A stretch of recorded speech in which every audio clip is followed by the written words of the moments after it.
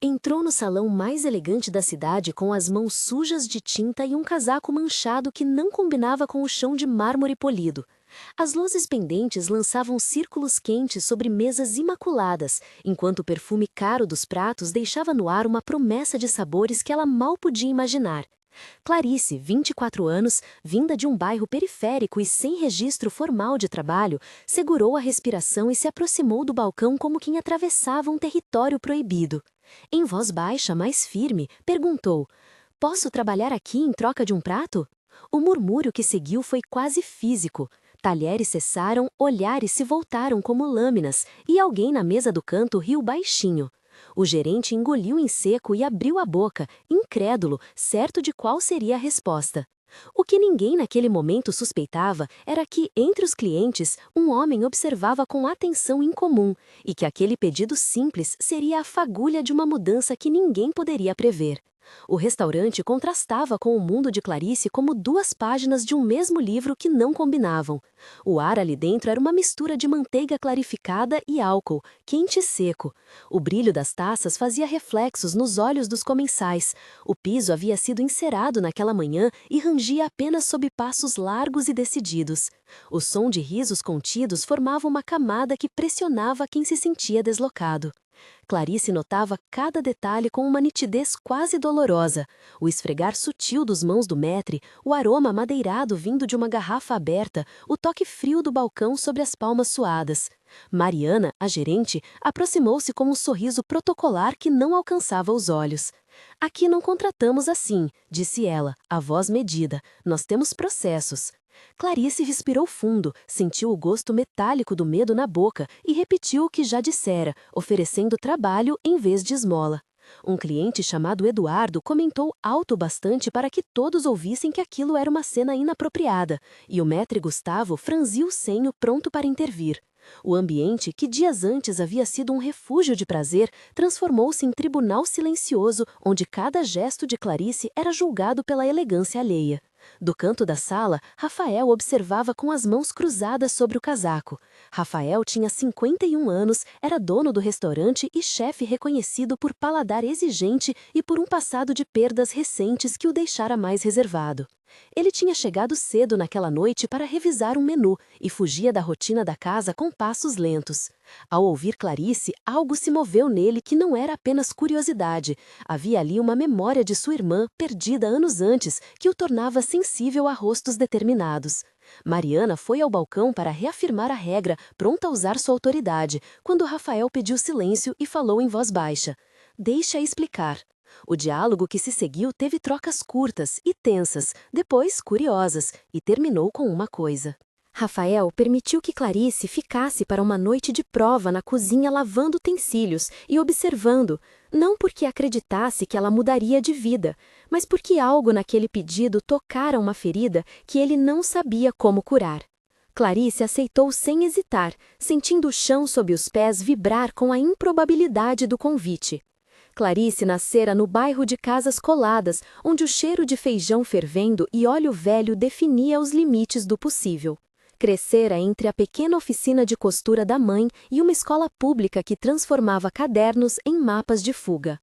Ainda criança, aprendeu a remendar sonhos rasgados com sobras de tecido e a trocar mesas por horas de serviço. Aos 15 anos, perdeu a mãe para uma doença que deixou as contas e a luta por um teto como heranças inesperadas. Trabalhar em mercados, em lanchonetes, em limpadoras, sempre aceitando o último salário que ofereciam. Por vezes, quando o sono vinha, lembrava das noites em que a mãe cantava desafinado para tornar a casa menor e o mundo mais suportável. Clarice desenvolvera uma dignidade que não aceitava humilhação gratuita. Quando precisava, oferecia trabalho em vez de pedir. Essa postura esteve por cima de tudo que viveu e agora a levava até um restaurante que, para ela, parecia um templo inacessível. A conexão entre seu passado e o pedido era direta. O trabalho era uma promessa de continuidade, não um favor passivo. Ela acreditava que, se conseguisse provar que sabia cuidar de coisas, poderia também reorganizar a própria vida. O primeiro dia útil na cozinha foi um turbilhão de sons e cheiros que Clarice nunca experimentara juntos. O calor do fogão tocava a pele como uma mão firme. O clangor das panelas ecoava como um relógio apressado. O cheiro de cebola dourando misturava-se ao perfume de vinho reduzido e fazia o estômago doer de saudade. Ela lavou pratos com movimentos repetidos, sentiu a espuma fria entre os dedos, o contato áspero das cerdas da escova e aprendeu a segurar um pano de prato com a firmeza que a cozinha exigia. Rafael lhe explicou com calma, usando termos técnicos que Clarice repetiu até memorizar: brunoise, flambear, dar ponto. As instruções vinham com demonstrações, o toque no braço para corrigir a postura, o som baixo da voz para acalmar nervos. Lucas, o som-chefe, tentou diminuir a ansiedade de Clarice com uma brincadeira, enquanto Beatriz, a assistente social que depois viria a fazer parte da história, deixou um recado silencioso, observava o processo com interesse profissional. As vitórias foram pequenas e concretas, um prato lavado impecavelmente, uma panela seca a tempo, um sorriso contido de Gustavo. Clarice dormiu naquela noite com as mãos doloridas, mas com uma sensação que fazia o peito arder de esperança. A primeira prova pública aconteceu numa noite com reserva cheia. O restaurante celebrava o aniversário de um crítico renomado chamado Helena Torres, que visitava a cidade. Clarice foi escalada para a linha de apoio, organizada para limpar e repor pratos. E teve que agir sob pressão.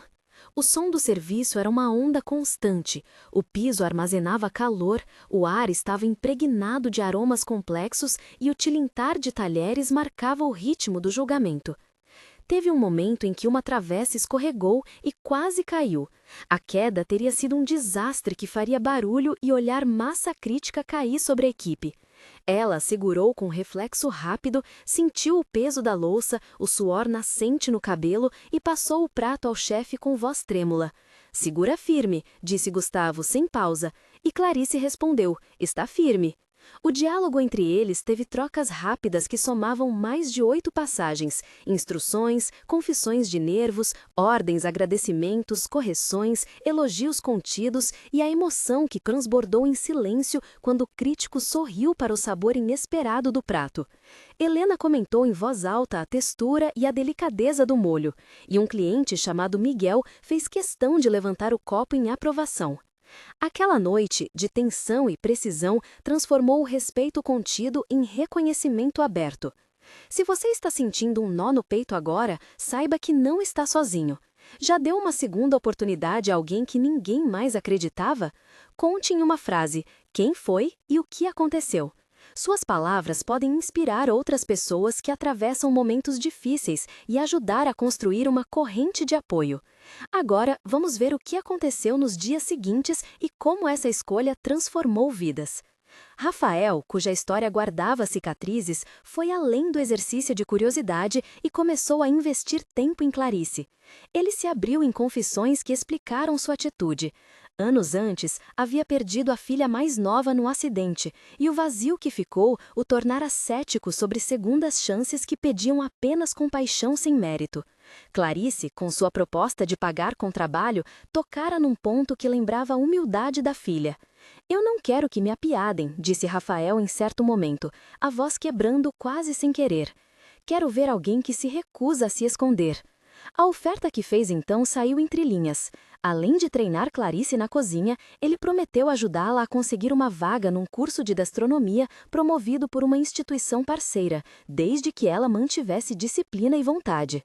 Mariana, que no início reparava com desdém, viu a transformação prática nos dias e passou a tratá-la com mais dignidade. No bairro, a notícia correu. Claruce trabalhava no restaurante chique e aprendia técnicas que poucos imaginavam que surgiriam para alguém de sua origem. A crise veio quando um acidente na cozinha testou todos os vínculos. Numa tarde movimentada, uma fritadeira estourou e uma chama subiu mais alta que o esperado. O fogo atingiu o braço de Clarice antes que ela pudesse recuar. A dor era aguda e a pele queimou. O tempo desacelerou para quem estava ali. O som do alarme misturou-se ao cheiro forte de gás e queimado, o calor parecia uma parede que empurrava e a luz das lâmpadas cintilou. Rafael a retirou de lá com mãos firmes, enquanto Lucas improvisava um socorro imediato e Beatriz corria para chamar a ambulância. O hospital era uma extensão fria da atenção, cheiros antisseptizantes, vozes médicas rápidas, lençóis brancos que raspavam a pele vulnerável. Foi um momento de teste que durou em memória muito mais que os minutos que levou. Enquanto Clarice dormia sob sedação, Rafael aguardou no corredor com uma mistura de culpa e decisão. A crise, que poderia ter separado a relação, acabou por consolidá-la. Rafael viu ali que sua intervenção era necessária e que havia responsabilidade. 2 médicos, entre eles a doutora Sofia, explicaram os procedimentos e as chances de recuperação. O que ficou claro foi que o vínculo havia virado compromisso. No período de recuperação, a família de Rafael entrou em cena de forma simbólica e real. Ana, irmão dele, trouxe sopas caseiras e histórias que desarmavam o silêncio. Pedro, o filho mais velho, telefonou oferecendo informações sobre contatos de reabilitação profissional. Helena, a crítica que gostara do prato, enviou uma mensagem de apoio que circulou entre a equipe. Beatriz conectou Clarice a um programa de bolsa de estudos do Centro de Formação Cidadania Gourmet. E Lucas, que antes era apenas colega de trabalho, passou a visitar Clarice no hospital para contar as novidades da cozinha. Esses gestos ostentaram uma rede de cuidado que inicialmente parecia improvável. Na alta hospitalar, houve um encontro com a família de Clarice, representada por sua irmã mais nova, Júlia, que chorou ao ver que a irmã não estava mais sozinha. Rafael ofereceu formalmente um contrato de experiência que incluíra horário compatível com o curso na instituição e apoio para a documentação necessária. A aceitação foi um ato que transcendia a simples oferta de emprego, reconhecia dignidade e futuro. Os meses que se seguiram foram um exercício de reconstrução e de consolidação pública. Em um evento comunitário, o restaurante cedeu uma cozinha para que Clarice e outros jovens pudessem oferecer oficinas. Helena escreveu uma coluna falando sobre o valor de oportunidades reais. Miguel ajudou a arrecadar fundos para o curso de Clarice. A cidade começou a falar de reabilitação social que não era paternalista, mas baseada em mérito e suporte institucional. Rafael, por sua vez, tornou público um projeto de bolsas que deveria honrar a memória de sua filha e continuar a ideia de segunda oportunidade. Outras histórias começaram a emergir. Lucas ajudou um jovem aprendiz, Beatriz orientou vários inscritos para o programa e Mariana coordenou uma seleção estruturada. O vínculo entre Clarice e Rafael transformou-se em exemplo que cruzou fronteiras do restaurante e entrou em políticas municipais de emprego e formação. Meses depois, Clarice sentiu que sua vida tomava um compasso novo. No curso, aprendeu técnicas de paladar e gestão. No trabalho, passou de auxiliar a responsável por mise en place.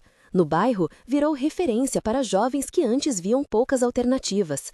Ela guardava ainda as marcas no braço como lembrete do risco e da superação, e a cada vez que cortava cebola, lembrava da primeira noite em que um prato quase caiu e de como gigabytes de medo haviam se transformado em habilidade. Rafael, cada vez menos recluso, participava de comissões que avaliavam projetos sociais. Sua família tornou-se um apoio constante e a memória da filha transformou-se em ação. A cidade, que antes celebrava jantares com óleos seletivos, passou a aplaudir iniciativas que integravam cidadãos excluídos. Um mês depois, Clarice havia terminado a primeira etapa do curso e recebido um certificado de participação. A cerimônia foi simples, no centro de formação, mas cheia de emoção. O cheiro de café fresco, a iluminação modesta, o som de pratos sendo empilhados por jovens que agora tinham um objetivo e aplausos que soaram como confirmação. Ela voltou ao restaurante com um novo avental, limpo e passado, e foi recebida por um time que reconhecia mais do que sua capacidade técnica.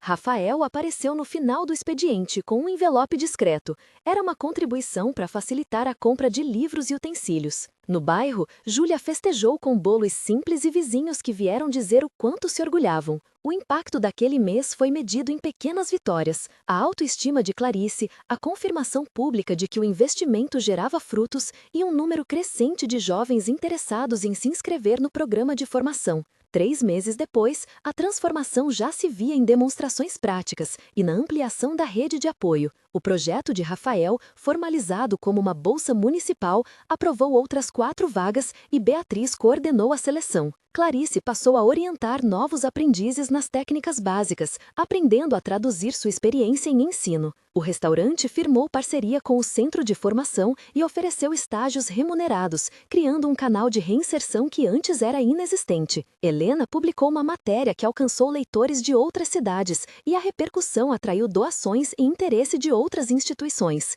Socialmente, havia uma mudança de tom. O público começou a olhar para candidatos com mais curiosidade que julgamento. Para Clarice, esses 3 meses significaram menos sofrimento noturno e mais planejamento diário. Seus sonhos, antes contidos em bilhetes escondidos, passaram a ter calendário. 6 meses depois, o legado começava a se materializar em resultados concretos. Clarice havia recebido uma bolsa parcial para completar o curso e começou a ganhar salário compatível com suas horas de trabalho. Ela e Rafael trabalharam juntos em um menu especial que incluía um prato assinado por ela, inspirado nas receitas que aprendeu com a mãe. O prato tornou-se símbolo de um movimento que valorizava raízes e técnica. O projeto de bolsas havia atendido 15 jovens naquele semestre e estava em negociação para se tornar política pública. A comunidade do bairro viu aumento de inscrições em cursos técnicos e uma diminuição de jovens em ocupações informais precárias. Rafael, antes isolado, organizava agora um conselho consultivo com Ana, Pedro, Helena e representantes de ONGs para estruturar o programa de forma sustentável. Em uma noite de comemoração, Clarice falou em público pela primeira vez, descrevendo sua jornada com olhos brilhando, e agradeceu a todos que estenderam a mão sem tirar a liberdade do trabalho. Com o passar dos anos, a história se transformou em exemplo e prática replicada. O restaurante manteve o compromisso de formar jovens, a prefeitura adotou políticas inspiradas no projeto e o centro de formação ampliou suas vagas. Clarice concluiu o curso e foi contratada como assistente de desenvolvimento de receitas, sendo convidada a coordenar oficinas no bairro. Rafael criou uma fundação em nome da filha para financiar bolsas e acolhimento técnico. Muitos que passaram pelo programa relataram mudanças de trajeto de vida, empregos formais, retorno aos estudos, melhoria nas condições de moradia. O vínculo entre mentor e protegida evoluiu para uma parceria profissional que preservava afeto e exigência. Para a cidade, a narrativa tornou-se argumento. Oferecer chances concretas, com acompanhamento, beneficiava não apenas indivíduos, mas o tecido social. Se esta história tocou você, deixe nos comentários uma experiência sua ou de alguém que você conheça. Inscreva-se para conhecer outras histórias que mostram que a verdadeira riqueza se mede pelas vidas que transformamos. Ela entrou pedindo um prato em troca de trabalho e saiu integrando um projeto que mudou sua história e a de muitos ao redor. Em um ano, o programa que nasceu daquela proposta já havia atendido dezenas de jovens e estabeleceu parcerias com escolas técnicas e o hospital local para cuidado em acidentes de trabalho. Para Rafael, a ação foi a forma concreta de honrar uma perda e reconstruir significado. Para Clarice, foi a mão estendida que virou profissão e futuro. Esse tipo de segunda oportunidade não foi um ato isolado, tornou-se política, legado e esperança. Se você acredita que histórias assim merecem ser ampliadas, comente, compartilhe e inscreva-se para acompanhar relatos que inspiram ação. Às vezes, uma chance basta para mudar uma vida e, com ela, um mundo.